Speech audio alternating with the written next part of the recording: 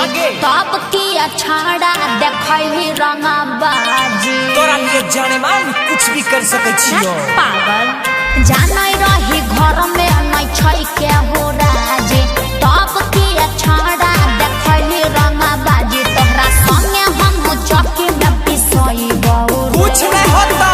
कैसे छौरी भर के आगू से उठाई बहुगे अच्छा जेल से हम बेल बनाई बहुगे दोनों भर के आगू से उठाई बहुगे जब जेल से हम बेल बनाई बहुगे समझ ली सब समझे छियो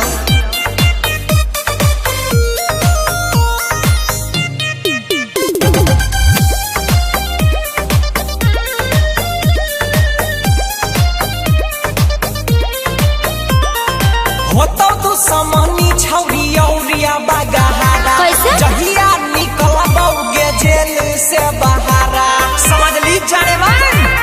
ओहो घर के पूरा लोग सब छै परेशान रे क्यों खा रहे हो? ना नहीं तू हमारा करे बदनाम रे करबो। हम ही तू हम पिटई बहु रे कोई कुछ उखाड़ नहीं पैतो छौरी भर के आगू से उठाई बहुगे की?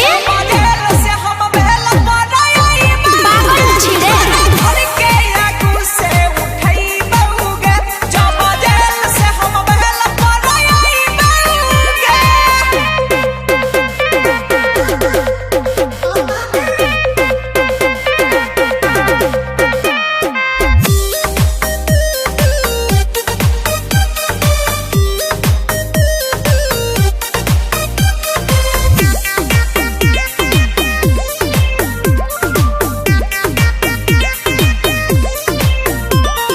कहलिए रे जान हम भैया के माना अच्छा। तैयो लिखा रिपोर्ट गेलै थाना रिपोर्ट लिखाए के हमर की उखाड़ लेतो तो हमर गलती है में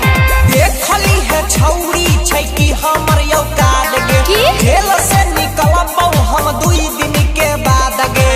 राइटर धीरज बिरिस मिले आई बाबू वह त चाहै छियो छौरी भर के आगू से उठाई बहुगे जब जेल से हम बेल बनाई बहुगे अच्छा।